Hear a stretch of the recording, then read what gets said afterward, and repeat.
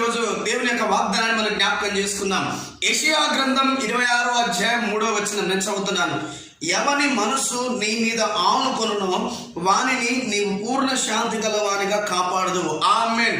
ఈ రోజు ఉదయాన్నే దేవునితో మాట్లాడుతున్న మాట ఏంటిదంటే, సహోదరి సహోదరుడా, యేసు మీద ఆనుకునే అనుభవం నువ్వు కలిగి ఉన్నావా అని మాట్లాడుతున్నాడు. యేసుతో ప్రార్థన అనుభవం నువ్వు కలిగి ఉన్నావా అని మాట్లాడుతున్నాడు. యేసుతో సన్నిహిత సంబంధం నువ్వు కలిగి ఉన్నావా అని మాట్లాడుతున్నాడు. సహోదరి సహోదరుడా, ఆమేన్. యేసుతో ఎవరైతే ప్రార్థనలో ఉంటారో, యేసు ఎవరితో సాహసం ఉంటారో, యేసుతో ఎవరైతే కలిసి యేసుతో నడుస్తారో వారి హృదయాలంట శాంతి సమాధానంతో ఉంటాయి.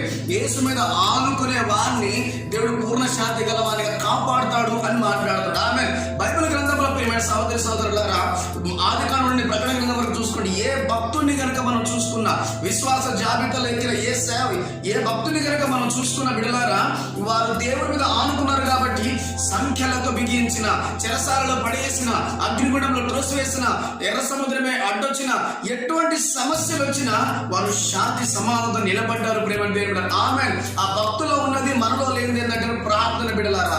వాళ్ళలో ఉన్నది మనలో లేనిది ప్రార్థన. కాబట్టి నీవు నేను మనం కూడా దావీదు కనుక హృదయానుసారుడైన మనుషుడంట.